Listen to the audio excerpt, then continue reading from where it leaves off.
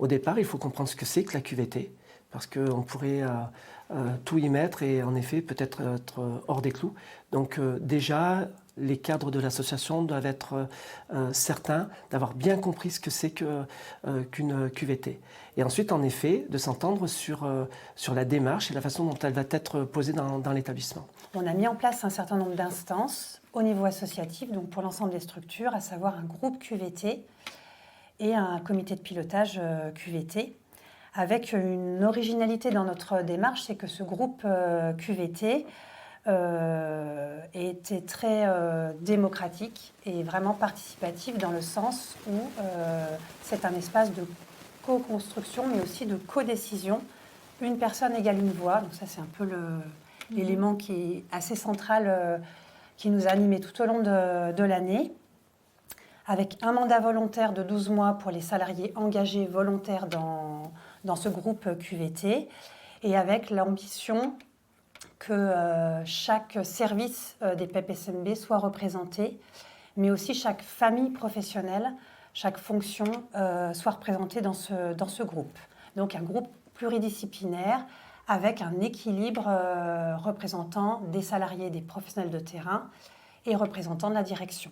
Au début, on était parti sur une trentaine de personnes et on s'est rendu compte que ça serait trop important. Et c'est ça, on a limité, tout en essayant de positionner les personnes par service, c'est-à-dire qu'on ait une photographie de l'ensemble des gens du terrain, voilà, une représentativité. Ouais.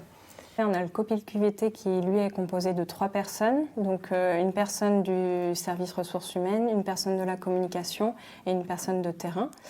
Donc là, notre rôle, nous, en tant que COPIL QVT, c'est de guider le groupe QVT sur le thème qu'on a choisi. Donc là, c'était sur l'intégration des nouveaux arrivants. De préparer et structurer les réunions qui ont lieu tout au long de l'année, donc en amont, et de suivre l'évolution des groupes de travail. Une fois que les personnes ont été, intéressées par cette démarche-là et ont intégré le COPIL, eh bien, on a pu travailler sur des thématiques à partir d'un brainstorming sur les préoccupations de chacun des professionnels et comment ils se représentaient la QVT. Travailler en petits groupes, ça permet justement de mieux communiquer, de mieux s'entendre, de mieux synthétiser aussi les éléments d'information qu'on a élaborés. Et l'idée aussi, c'est ensuite bien sûr de refaire des synthèses et de se rencontrer tous ensemble pour voir comment on avance les uns et les autres, chacun de notre côté, pour faire un travail plus commun.